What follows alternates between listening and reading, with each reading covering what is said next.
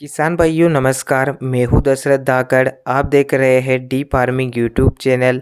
इस वीडियो में हम धान की खेती के बारे में बात करेंगे। धान की फसल के लिए सबसे ज़रूरी और ताकतवर स्प्रे मैं आपको इस वीडियो में बताने वाला हूँ। अगर यह स्प्रे आप कर लेते हैं तो धान में ज़्यादा कल्ले भी निकलते हैं, बालियाँ लंबी ठोस वजनदार बनती है और धान का उत्पादन ज़्यादा निकलता है। इस समय धान की फसल गबोट अवस्था के आसपास पहुंच चुकी है। धान की फसल 40-45 दिन के आसपास हो जाती है। इस समय धान गबोट अवस्था में चला जाता है। धान की गबोट अवस्था में भी कुछ ऐसी ज़रूरी चीज़ें होती है जिनका प्रयोग किसानों को करना चाहिए। इस वीडियो को पूरा देखिए। इस वीडियो में आपको जो भी जानकारी मिलेगी जिससे कहीं ना कहीं आपको फ़ायदा मिलेगा और धान की खेती से आप अधिक उत्पादन ले पाएंगे। जो किसान हमारे चैनल पर नए हो चैनल को सब्सक्राइब कर ले, इस वीडियो को लाइक और शेयर करना ना भूले। किसान भाइयों, धान की फसल 20 से 40 दिन के आसपास होती है। यह समय धान में फुटाव का होता है।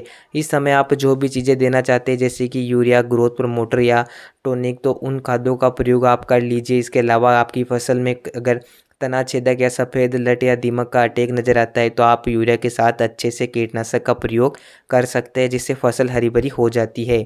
इसके बाद 45, 50 या 55 दिन का जो समय होता है वो धान में गबोट अवस्था का शुरू होता है, क्योंकि कुछ अर्ली वेराइटियाँ आती है उनमें गबोट अवस्था इसी समय प्रारंभ हो जाती है। गबोट अवस्था में क्या होता है कि जो बाली है वो तने के अंदर बनना शुरू हो जाती है। बालियाँ जब प्रारंभिक अवस्था में बनती है, इस समय भी पौधे को कई ऐसे पोषक तत्व है जिनकी ज़रूरत होती है। इस समय मैं आपको जो स्प्रे बता रहा हूँ वो स्प्रे आपको करना है। यानी कि धान की गबोट अवस्था में जब बालियाँ बनना शुरू होती है उस समय आप NPK 13-0-45 का प्रयोग कर सकते हैं। NPK 13-0-45 में मुख्य रूप से 13% नाइट्रोजन और 45% फास्फोरस पाया जाता है। इसका स्प्रे हमें क्यों करना चाहिए और इसका प्रयोग करने से हमें क्या फ़ायदा मिलता है, इसके बारे में बात करें तो किसान भाइयों, धान की फसल जब गबोट अवस्था में होती है इस समय पौधे को थोड़ी बहुत नाइट्रोजन की ज़रूरत होती है। नाइट्रोजन की पूर्ति के लिए हम यूरिया तो नहीं डाल सकते हैं, लेकिन इसका प्रयोग करने से हमारे खेत में, हमारी फसल में नाइट्रोजन की पूर्ति की जा सकती है। इसके अलावा जब बालियाँ बनना शुरू होती है इस समय पोटास की ज़रूरत होती है। बहुत से किसान भाई यूरिया के साथ जो पाउडर फॉर्म वाला पोटास आता है उसका प्रयोग नहीं कर पाते हैं।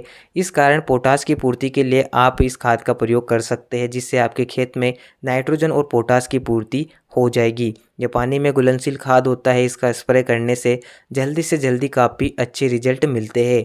बहुत से किसान भाई धान के खेत में बालियाँ निकलने के बाद भी इस खाद का प्रयोग करते हैं और कुछ किसान धान की गबोट अवस्था में इसका प्रयोग करते हैं। इस खाद का प्रयोग आपको धान की गबोट अवस्था के आसपास ही इसका प्रयोग करना है। इसके पहले आप NPK 19-19 या 0-52-34 या 12-61-0 का प्रयोग करें। उसके बाद जब धान की गबोट अवस्था शुरू होती है उस समय आप NPK 13-0-45 का 1 किलोग्राम 1 एकड़ में 180 लीटर पानी में प्रयोग कर सकते हैं, जिससे धान की बालियाँ अच्छे से विकसित होती है, दाने अच्छे से फरते हैं, बालियाँ लंबी बनती है और जो धान की फसल कमज़ोर नज़र आती है वो फसल भी हरी भरी हो जाती है और कल्लों का विकास भी अच्छे से हो पाता है। जो कल्ले शुरुआत में अच्छे से विकसित नहीं हो पाते हैं, कल्ले अधिक बढ़वार नहीं कर पाते, तो इस खाद का प्रयोग करने से काफ़ी अच्छे रिजल्ट आपको मिलते हैं।